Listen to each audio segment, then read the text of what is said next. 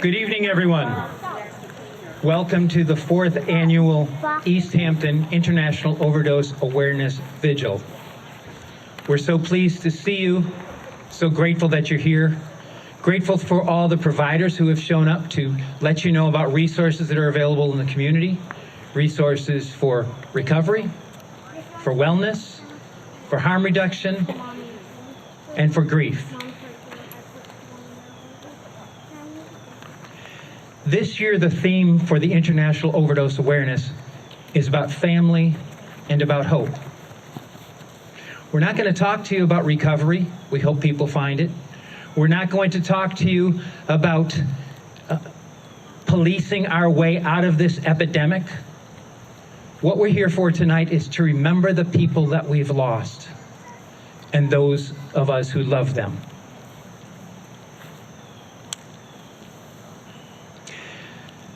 I'd like to ask you to take a moment to think about the person, if you've personally lost someone, to think about the person that you've lost.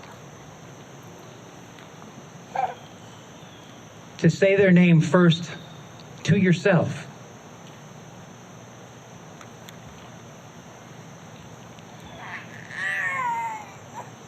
I'm told that we can die twice in our lives. When our breath stops, our heart stops beating, and then when people stop saying our names. It's important that we say their names. So I'd like to ask you to turn to someone, whether you know them or not, awesome if you don't know them, but to turn to someone, say hello, and then tell them the person that you've loved and you've lost.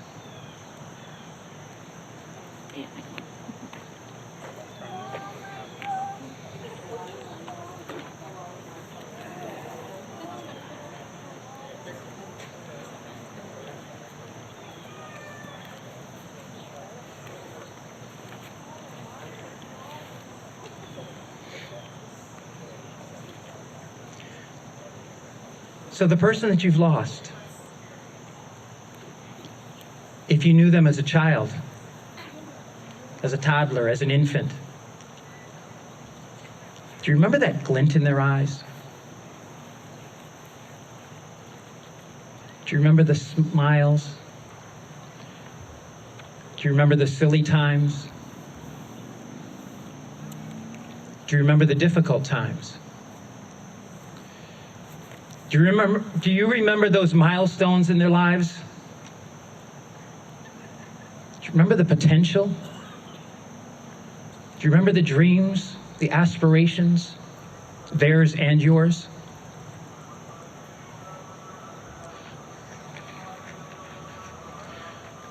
When we lose someone to this epidemic, we lose all of those things. Sometimes we lose those things even before they pass away. It's so important that we remember all of that.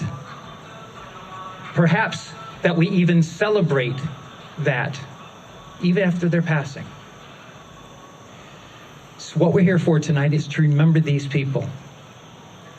If you get a chance, I'd really love to ask you to walk around and read the signs and see what they really say, because they're so important to overcoming this epidemic. I keep calling it an epidemic because that's what it's been. I'm not talking about the epidemic of substance use or addiction. I'm talking about the epidemic of overdose, of all the ways that we've lost people because of chaotic substance use. Not everybody who dies from this has the disease of addiction. Sometimes it's quite accidental. Sometimes it's just experimental. Sometimes it's a bag dose, a bad bag, a bad pill, and other times it's from prolonged use. Bottom line is none of that matters. What matters is these are someone's son or daughter, someone's brother or sister, someone's aunt or uncle, someone's grandchild, the person whose heart helped this world turn. I remember being at one memorial service, and the young man who died had come in and out of recovery several times, and one of his friends got up and said, "It's not that Brian didn't want this. It's that Brian ran out of time. We don't know our expiration date. We need to celebrate each and every one every day. We've got some wonderful people who are going to speak to us this evening. And the first person that's going to speak to us is the Interim Mayor of Easthampton. I would like to ask you to please welcome Mr. Salem Derby.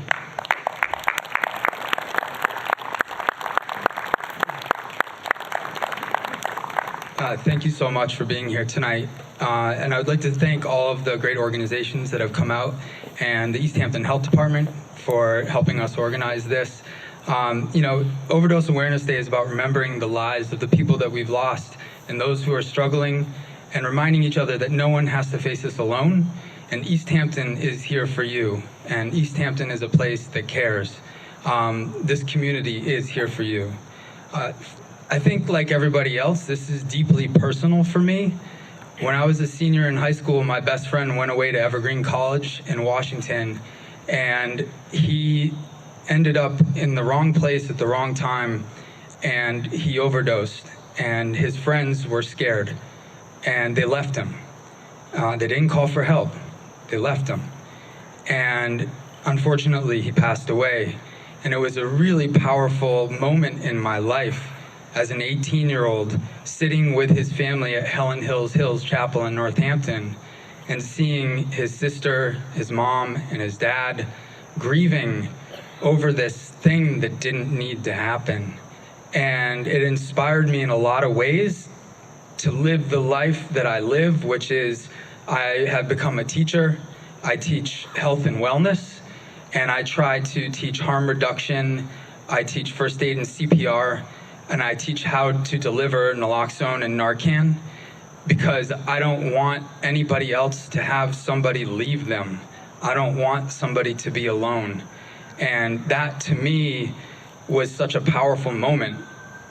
And, as a teacher for the last 20 years, I've also seen so many incredible young people who are creative, who are beautiful people, be taken too soon. And every time that happens, it's another ding to my heart. And I know that we all feel that. And it's a impact on our community. Each one of those lives mattered. Every one of those losses left a hole in our community. So tonight, as we come together to honor them, to support one another, and to keep fighting for solutions, for compassion, for hope, if you're struggling, please know you're not alone. We're here for you. Thank you.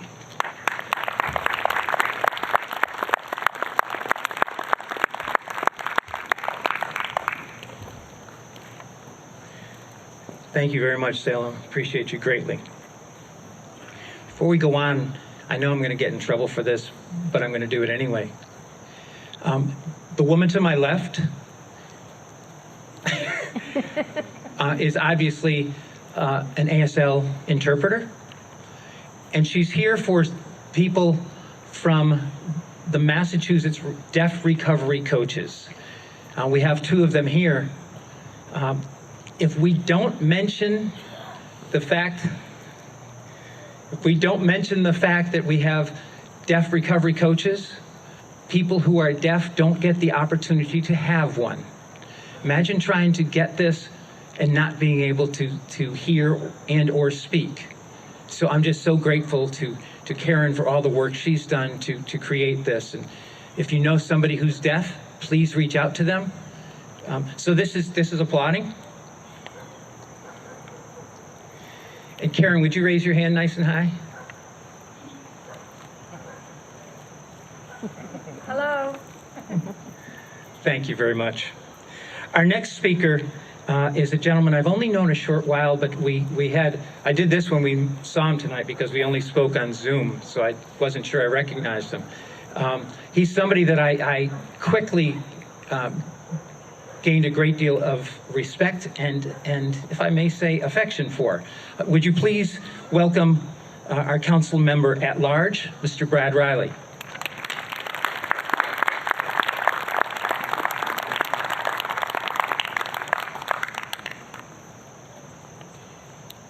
Good evening, everyone. I just wanted to say thank you all for coming out tonight, and to say thank you to the organizations that showed up as well. In addition to being a city councilor here in Easthampton, I'm also the chair of Tapestry Health. So to see so many allied organizations coming together for this cause means a lot to me as a person, and I know it means a lot to the folks at Tapestry as well. So what I wanted to talk about tonight is actually not in my capacity as a city councilor, nor is it in my capacity as a chair of Tapestry Health. I wanted to talk a little bit about the origin of my story and my family's history with addiction.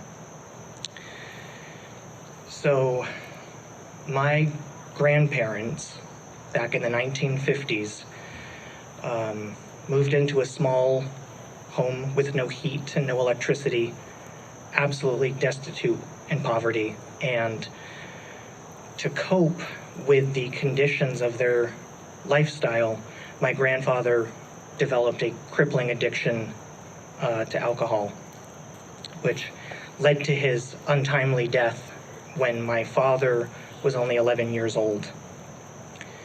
My grandmother, who, needing to find a place to live because she couldn't afford the place that they were in, moved into an apartment complex that had just opened called Colony Square, which was built on the top of an environmental disaster site. From the time that my father was 11 years old, he also developed an addiction to alcohol to cope with the loss of his father. And the children of my father, the children of my aunt, and all of their children grew up in this same complex. And there are more of us who currently suffer from addiction to alcoholism and narcotics and opiates. And I would be remiss to mention my baby brother Nathan, who he's still alive today, but I've lost him years ago because his addiction led to a life of petty crime and theft. And today's his 37th birthday. And I haven't seen him in a long time, and I don't even think that I'd recognize who the person that he is today. And I don't know that he would recognize me either because of how different our paths have turned out. I could talk for hours about my family's experience with poverty and addiction and the health complications of growing up in an environmental disaster site. What I wanted to do instead is to read a poem that I wrote about Colony Square and my family.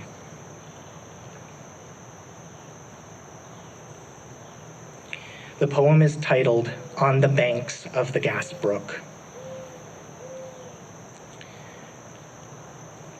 We live below the tracks, where the sky trembles with passing trains, and Colony Square slumps in the shadow. Brick built and broken backed, stacked on land that was once burned with lamplight and labor. Behind the buildings, the gas brook crawls, slick with a sheen that shimmers like rainbows.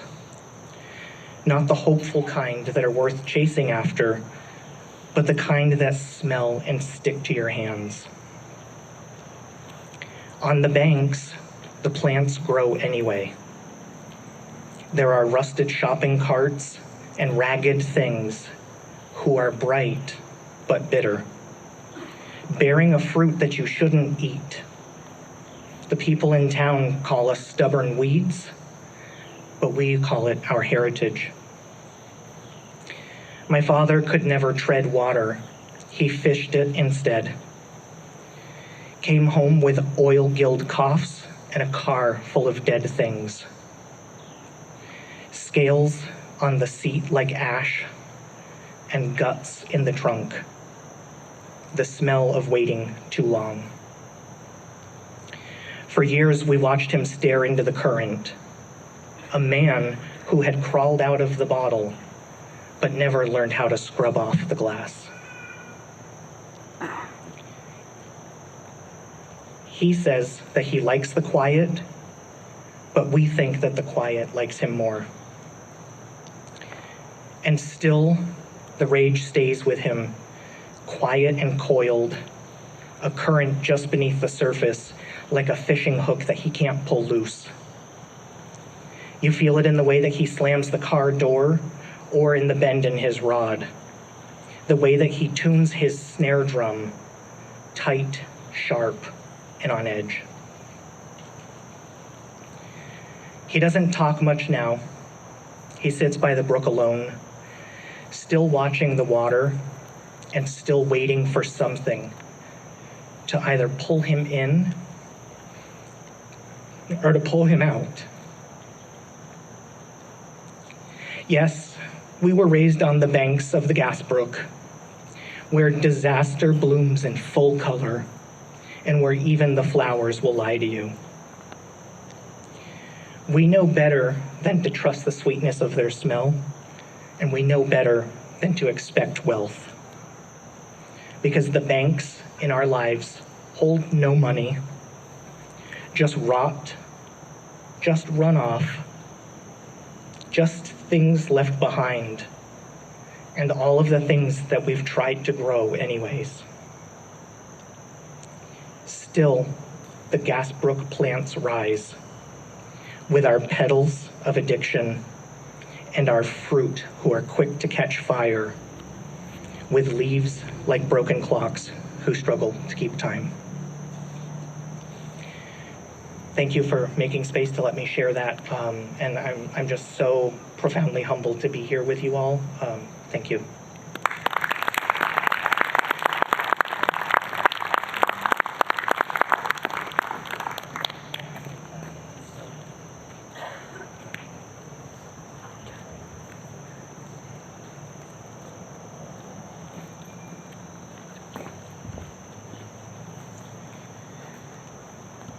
A lot of the people that I love, work with, and serve have signs that connect them with the people that we've lost. They come in all sorts of shapes and sizes. And as Brad was reading, I looked down and there was a fishing bobber on the ground, which I picked up and gave to him. Coincidence? Maybe.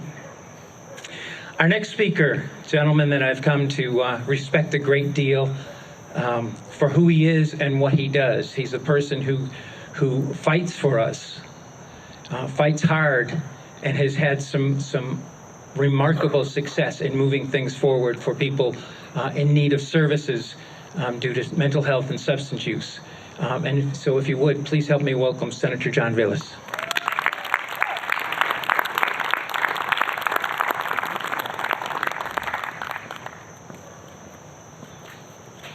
Good evening, everybody. So I think I said this last year, and I'm going to say it again this year, and I'm going to say it every year. So my day today, and this didn't happen last year, but this happened this morning. I got a call from a member of the media. And the member of the media wanted to talk to me about how we've seen a downturn trending in the right direction of people who have lost their lives to overdoses. And I responded and I said, it's great. It makes my day. It makes my heart warm. But I said something, and this is what I believe I said last year, is that until I can come here 1 year, and in the year's previous time, I can't pull out my phone and find somebody in my contacts that I can call and they don't answer because they're dead from an overdose. I wish I could tell you that's this year, but it's not. My heart breaks. My heart absolutely breaks for the families that lost someone to this disease. I know I've told you all this before, but February 20th, 2017 was the day that I got my life back. It's the day when I stopped drinking and drugging. No.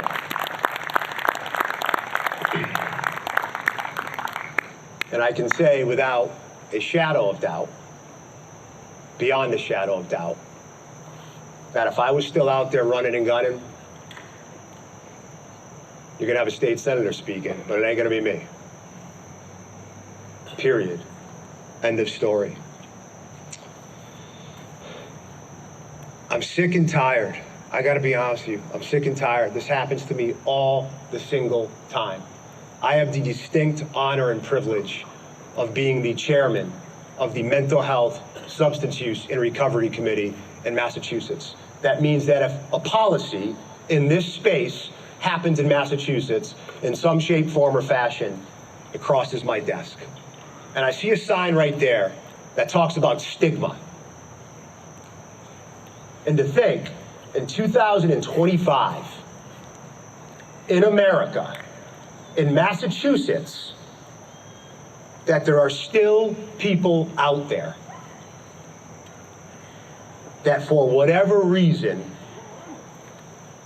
will not raise their hand to say what, in my humble opinion, are the three hardest words for any human being to say, but also the three most courageous. I need help. I need help.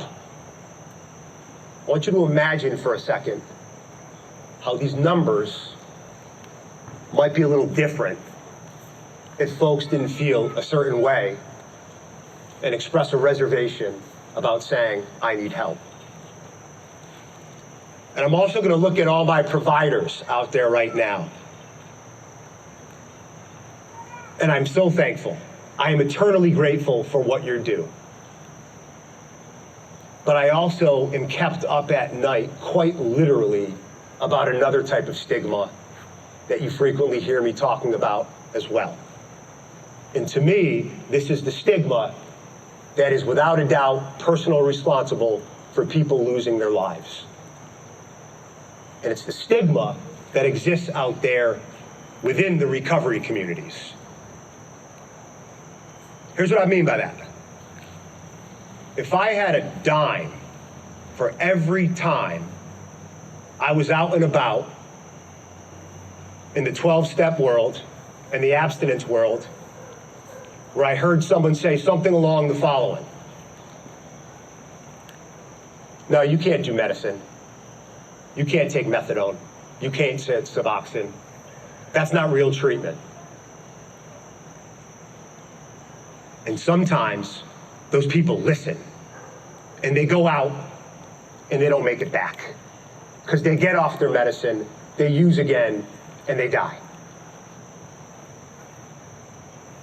And I've talked to a lot of people in my job who've got PhDs and MDs and every other thing next to their name who will say something along the following.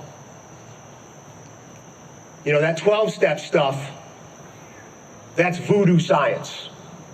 That's not recovery. Follow us. This is recovery. And people go out and die.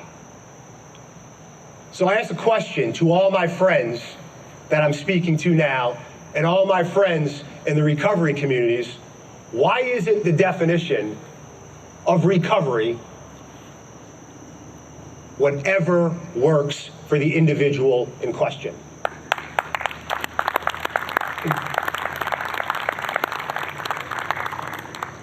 People are dying because of a stupid academic debate.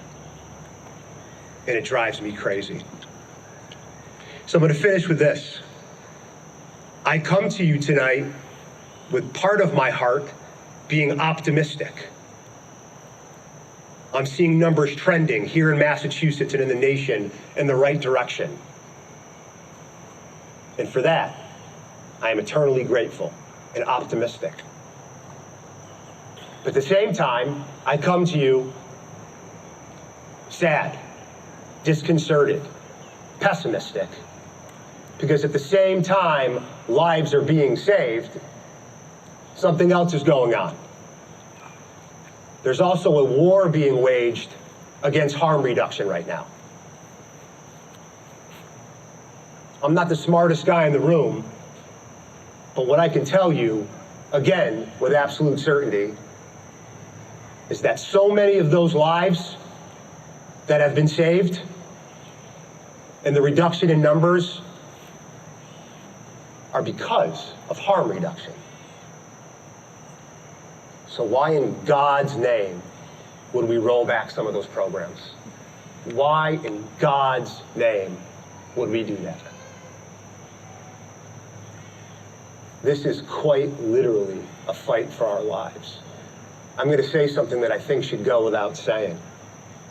Why does harm reduction work? Because you can't treat someone who's dead. And I'm so sick and tired and sad when I go to a funeral or a wake and I see a card from a 7-year-old boy whose dad is being buried from a fentanyl overdose. Where the card says, "I'm gonna miss you, Dad. I love you. And I wish I had you longer in my life." What is the best recovery? Whatever works for the person in question. And to all the people out there in the community, if you have an idea, if you have a thought, if you have whatever, please, please, please come find me and tell me about it. Who knows? It may just be the thing that makes it so one of these days, one of these years, we can all collectively look through our phones and not have someone who can no longer answer that phone. Thank you.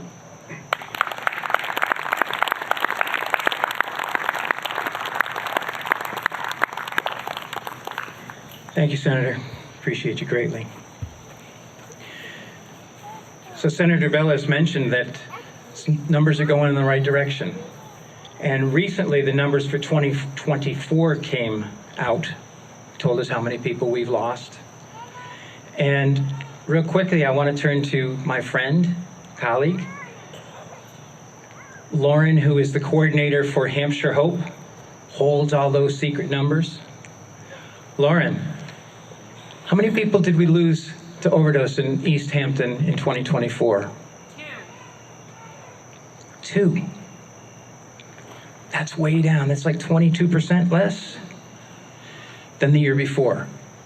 We're starting to see some movement. Is there anybody here that does not have naloxone?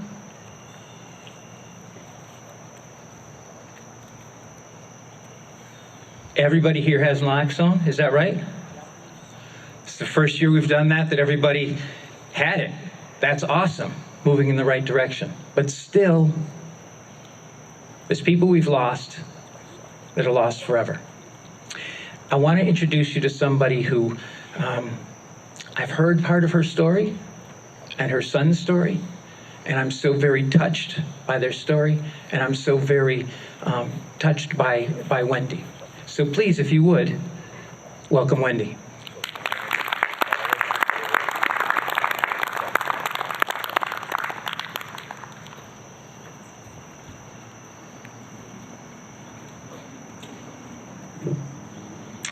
Hi, everybody. Thank you so much for being here. My name is Wendy Wierbiscus, and a little over 8 years ago, I became a bereaved mother. I lost my 26-year-old son, Danny, to an unintentional drug overdose. And I won't speak for anybody else, but for me, my grief will last my lifetime. It is no longer constant and consuming. but it is always there. It is not like any other loss. I lost my dad 2.5 years ago, and I miss him so much. I feel sad that he isn't here, but it is nothing like the grief of losing Danny.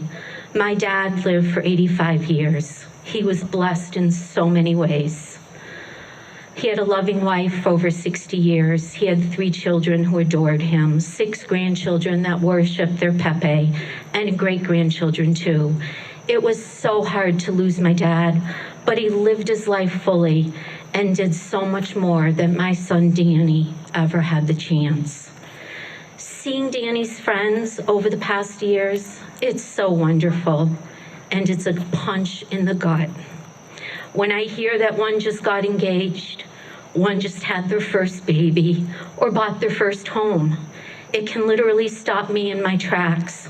My emotions are just all over the place. I'm so happy that they're doing well, and I'm devastated because it's the reality of my life now, never getting to see my son experience any of that. After Danny died, everybody tried their best to say the right thing. I know that everybody meant well, and I never got upset with anybody. But unless you've lost your child, you cannot begin to understand how it feels. I heard things like, give it time, it will get easier. Time doesn't make it easier for me. The more time that goes by, the more I miss my son. I heard, try and remember the good times. Oh, I do. I remember the good times, and I thank God for the memories and the wonderful times with my son. But then the realization hits me that I'm never going to make another memory with him, and that the good times from now on will never include Danny. I heard he isn't suffering anymore. He's at peace now.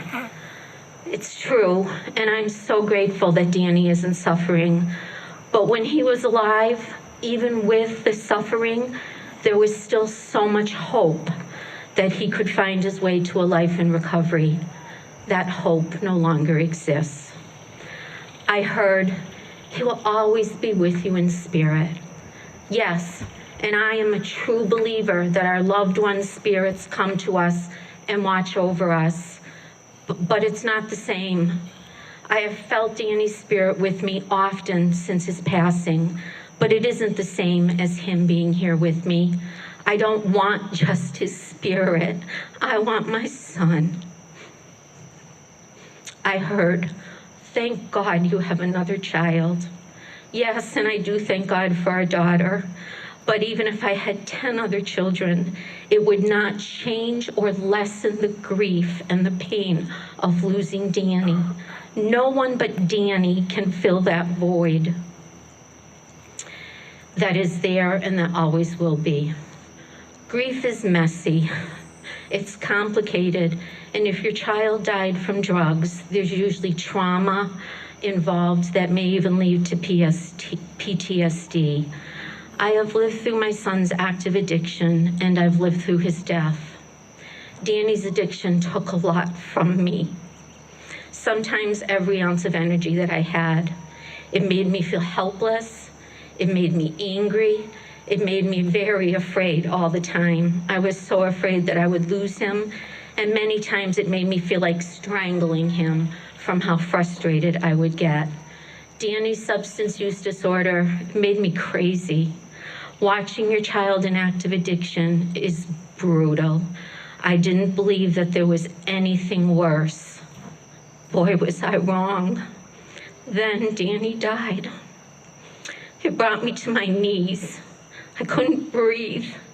Okay, now I knew that there could not possibly be anything worse, but I was still wrong because it hadn't yet sunk in that I would never get to see Danny buy a home, get married, have a child, celebrate another holiday with us, hear him laugh out loud, get a text, and a million other things.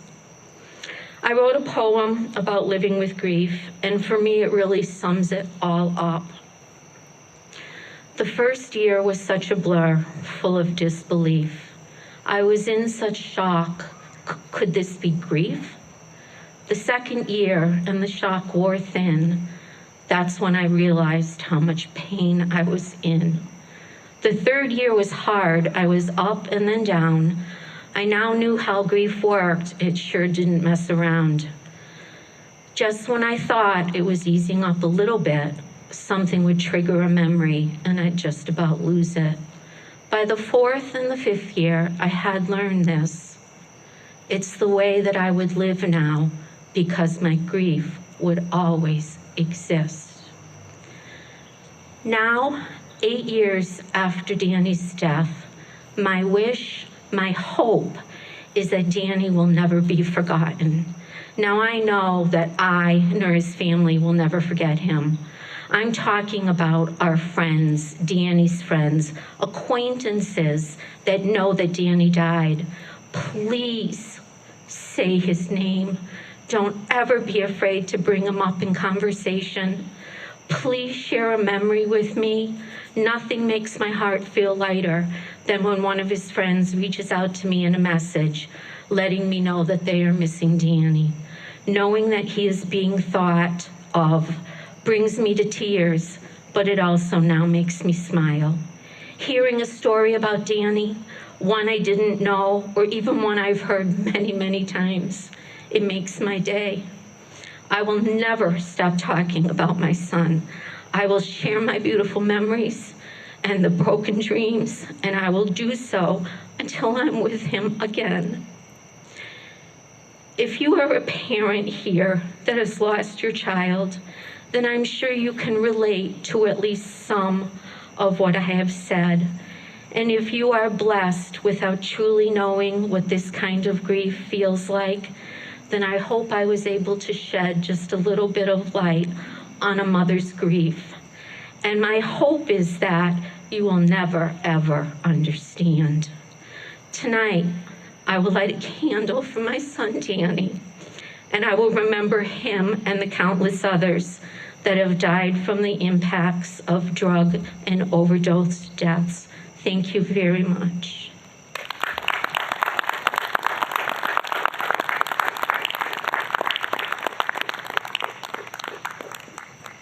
The next speaker tonight, as I look out here, a lot of times we think about bereaved parents as being moms, which we should think about. But oftentimes we forget that there's bereaved dads. I've been told many times that men grieve differently than women.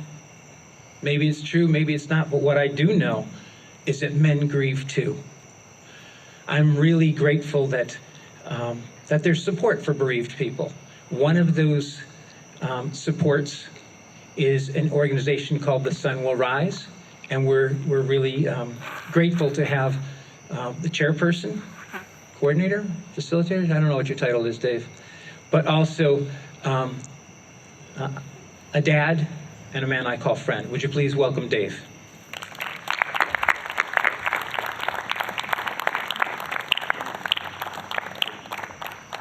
I'm just a volunteer to help others. Thank you, Peter. I want to thank Peter, Magda Cologne, Kathy Ialemo, and Learn to Cope West for inviting me here to speak tonight on this very special day, very, very important. I wish to welcome all of you, our honored guests, and all the special people who are with us in spirit and in our hearts, for which we are here to honor and share with each other. I am truly humbled to be here this evening.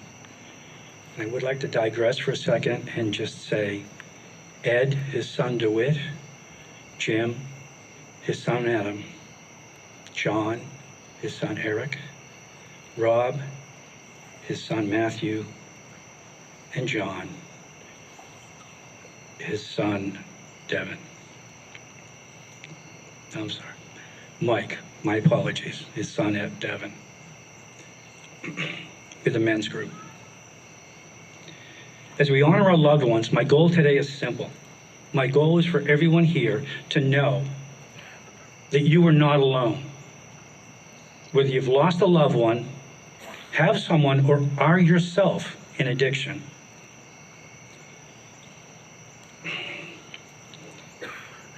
We are here for all of you. A quick show of hands. How many here are superstitious? None? A few? Yeah. I wasn't until Friday the 13th, 2018, one day before our daughter's wedding. At 1:43 in the morning, the dead silence of our home was ripped apart by the ringing of my cell phone. Answering it, I heard one simple sentence through a stuttering voice. Dave, Chris is gone. Gone? Where did he go? Replying while still staring at the digital clock in the darkness, denying the unthinkable. He died, was all I heard. As I numbly stared at the 1:43 on the clock, with my wife asking me, what's going on? The classic phone call in the middle of the night. We sat there in disbelief as Chris had months of sobriety, a good job, and seemed to be doing well. Apparently, one slip proved to be fatal: fentanyl. Our beautiful, loving family was shattered into pieces. Our lives fell to the ground all around us. Through time, we slowly picked up the pieces, embarking on building our new life, which still includes Chris in all that we do. If I may tell you about Chris. Chris was the middle child of three, an older sister and a younger brother, 2 years apart. Starting at a young age, Chris was a jokester of the family. He was one that would put the funny multicolored wigs on or the funny glasses with the mustache just to get a laugh. He had a laugh and a smile that would light up a room. He had engulfing, famous bear hugs. He had a smirk and a swagger that would make you chuckle, but showed the confidence that he had in himself. He was also very sensitive, both to himself and to others. We would learn how sensitive he truly was. Chris was a very gifted athlete, soccer player, from town to state to national to collegiate championship play. Chris quickly established himself as a leader, both on and off the field, from holding scoring records to being captains of his teams. A banner hangs today in Milford High's gym foyer with Chris's name at the top for scoring the most points by a soccer player in school history. Having traveled both locally and nationally together for years, Chris and I have built a very special relationship, a bond that still impacts me today on Saturday mornings when I sit alone at my desk, no longer preparing to travel with him to some soccer field somewhere. Chris's style of play, his leadership, his willingness to put the team on his back to win the game at all costs, thrill spectators, one of many, many accolades, both opposing players, teammates, and coaches alike. It was this attribute that I believe ultimately led to his disease. You see, Chris suffered many injuries, broken bones, starting at an early age.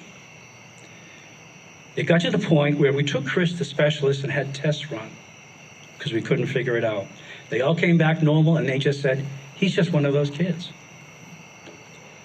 Back then, narcotics were quickly prescribed in order to ease the pain and get them to move on. We had many trips to the pharmacy. Back then, concussions were something you shook off after a few minutes. If you weren't incoherent, you weren't getting sick, you were back onto the field. This was Chris's style of play. Put me back on. All of Chris's soccer achievements are archived in some form or fashion.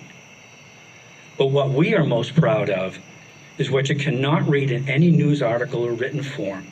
The things that often go unnoticed except to those affected by it. Chris's caring, empathy, and acceptance of others.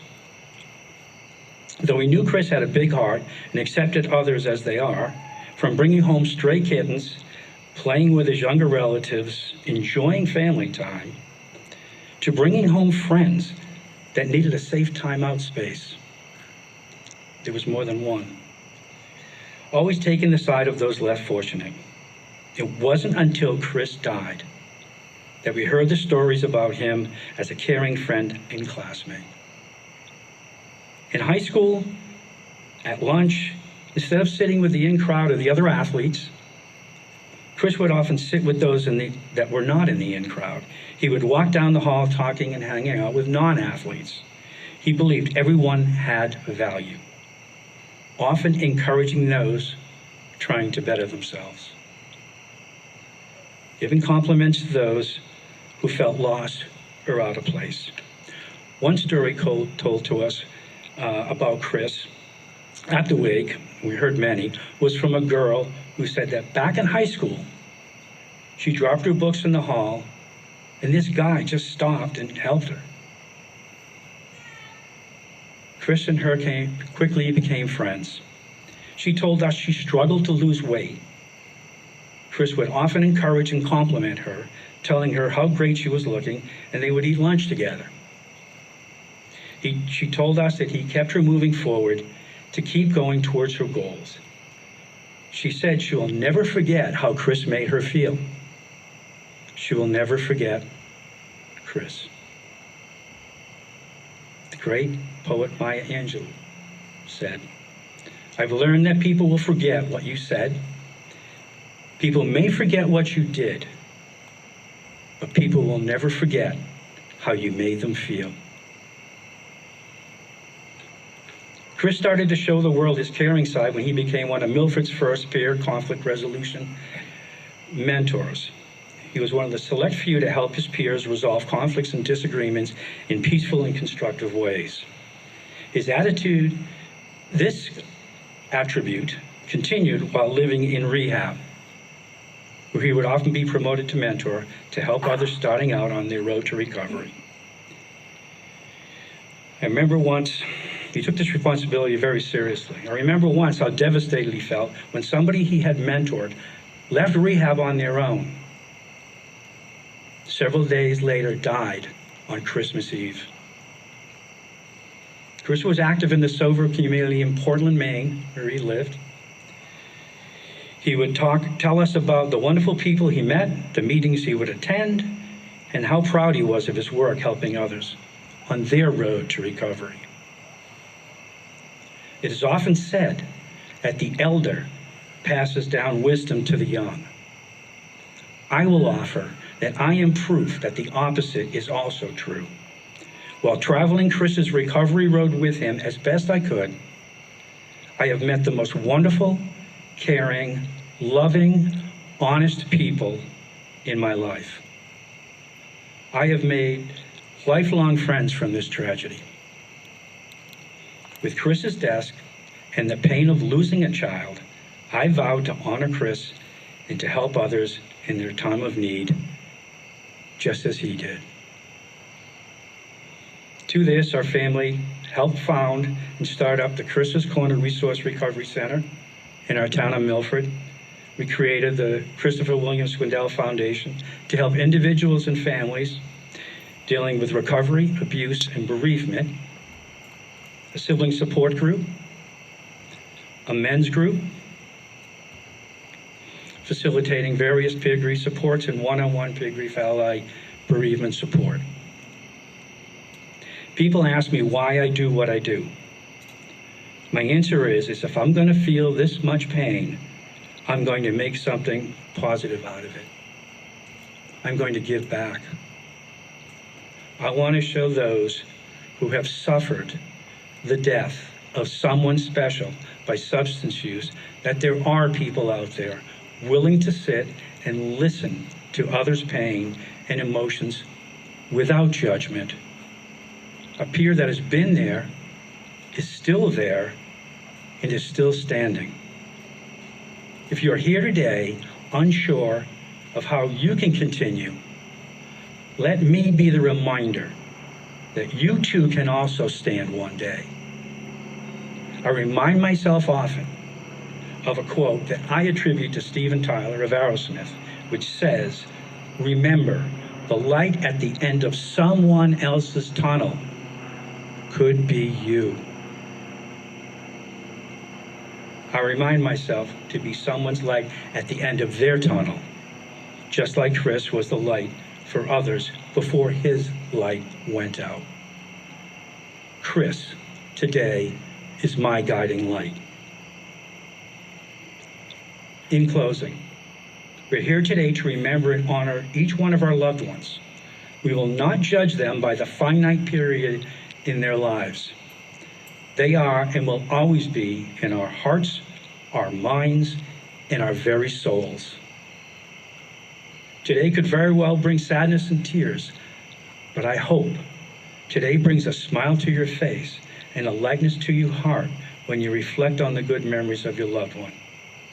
Please know that there are many of us walking beside you on our own grief journey, willing to sit and rest with you, to listen in silence to your thoughts and your feelings, because we know sometimes there is no answer.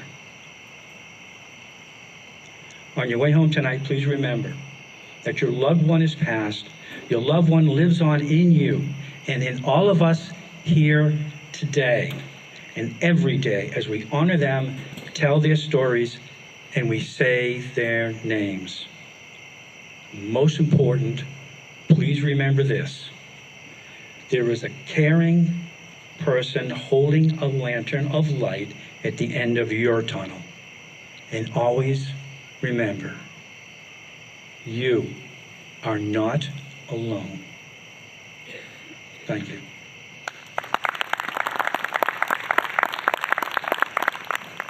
So many bereaved people honor their loved ones by doing service work and helping others get along.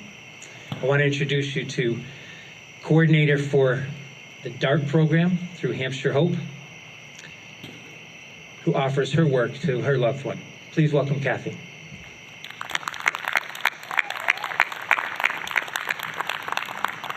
Good evening.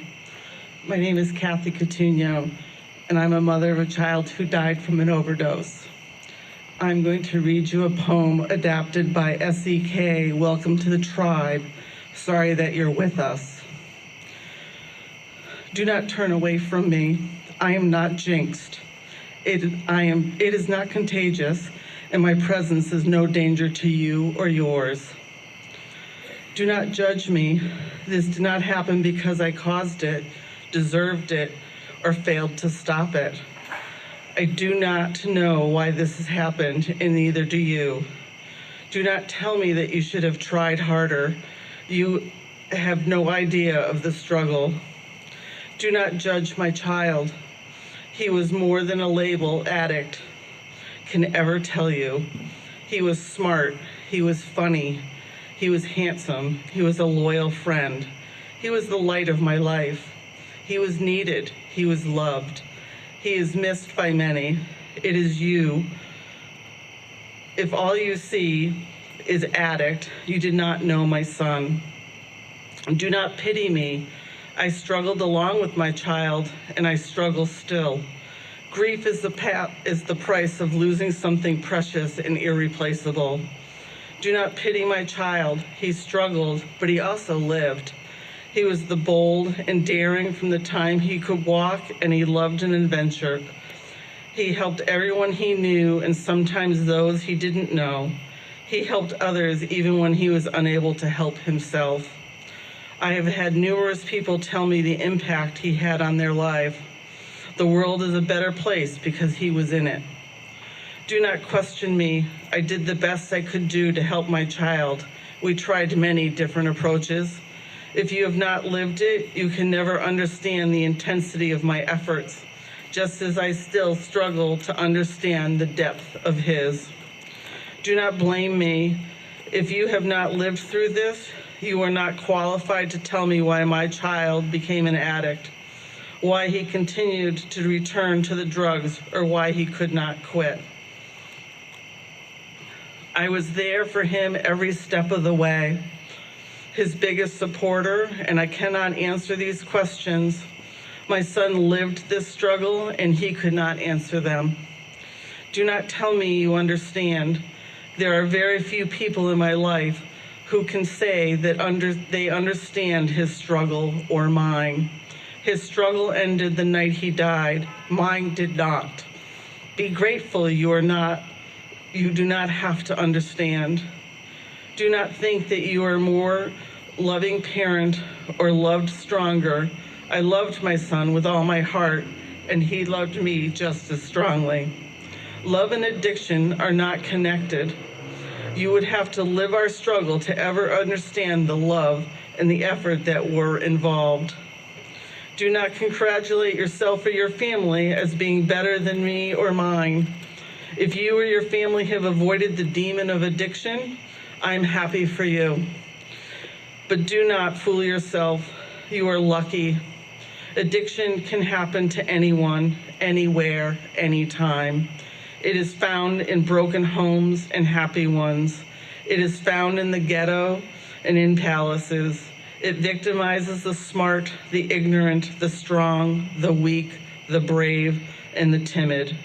It affects male and female, young and old.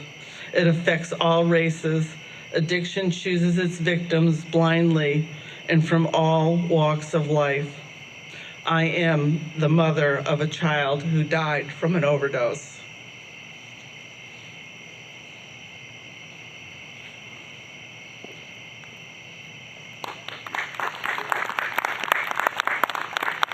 Tonight I hold this candle in memory of you. Hoping some way, somehow, my love will shine through. I close my eyes, lost in the glow.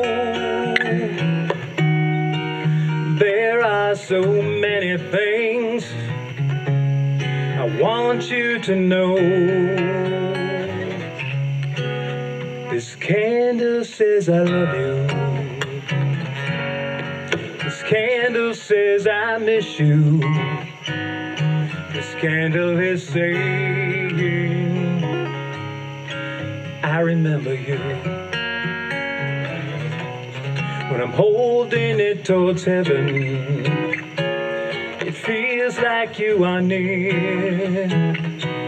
If you're looking down tonight and see this candle burning bright, it says I'm wishing you were here. In the glow of this candle,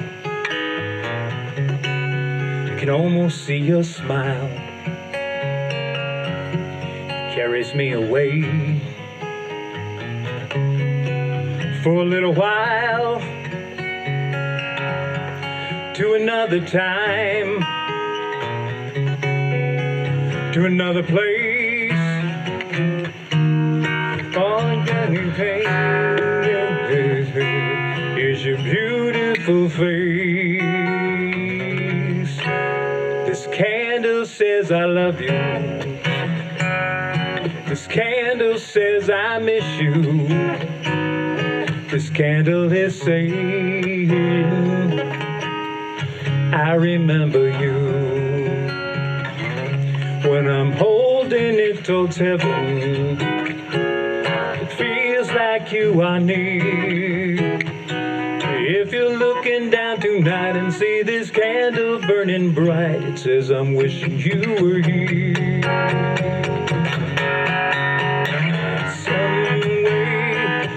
Someday, I'll see you again. I'll hold you in my heart. Until then, this candle says I love you.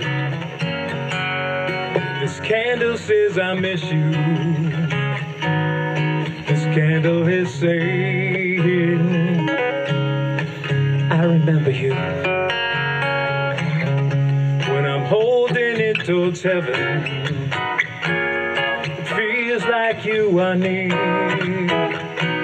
If you're looking down tonight and see this candle burning bright, it says, I'm wishing you were here. This candle says, I love you. This candle says, I miss you. This candle is saying, I remember you. When I'm holding it towards heaven, feels like you are near. If you're looking down tonight and see this candle burning bright, it says, I'm wishing you were here.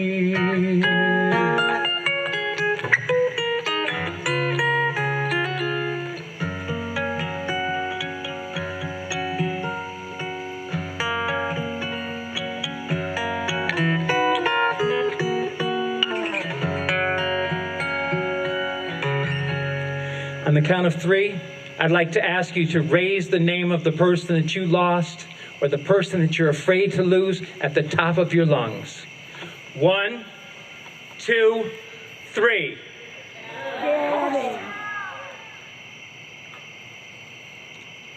Thank you all for being here. Be blessed.